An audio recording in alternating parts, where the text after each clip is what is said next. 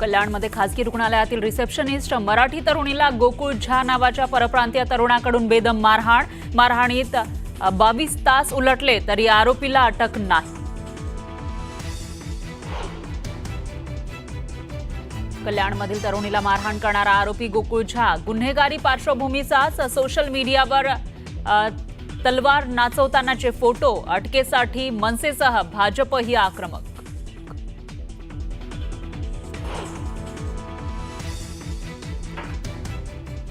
फडणवीसांच्या कार्याची गती अफाट, फडणवीसांचे कष्ट पाहून ते थकत कसे नाहीत असा प्रश्न पडतो असं म्हणा शरद पवारांकडून वाढदिवसाच्या शुभेच्छा, तर उद्धव ठाकरेंचीही फडणवीसांवर स्तुतीसुमनं।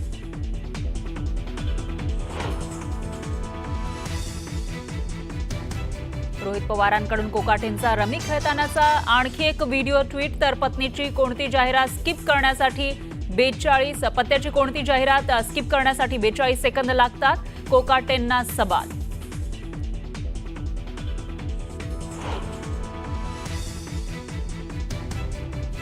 आरोप करणाऱ्यांना कोर्टात खेचल्याशिवाय राहणार नाही आणि दोषी आढळल्यास नागपूर अधिवेशनामध्ये राजीनामा देईन, माणिकराव कोकाटेंचं मोठं विधान।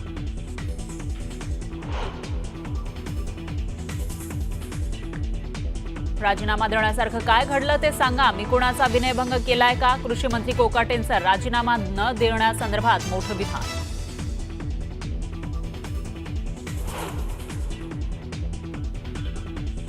एकनाथ खडसेंवरच मुलाच्या खुनाचा आरोप असल्याचं गिरीश महाजन यांचं वक्तव्य, हिम्मत असेल तर सीबीआय चौकशी करा, महाजनांना खडसेंचं आव्हान।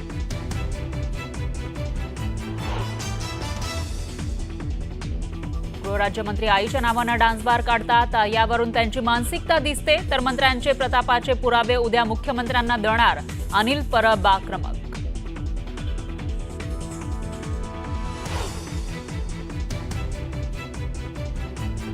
उपमुख्यमंत्री एकनाथ शिंदेंनी बोलावली शिवसेना मंत्र्यांची तातडीची बैठक, मुक्तगिरी बंगल्यावर रात्री 9 वाजता होणार बैठक, मंत्र्यांना दिलेल्या जबाबदाऱ्यांचा घेणार आढावा।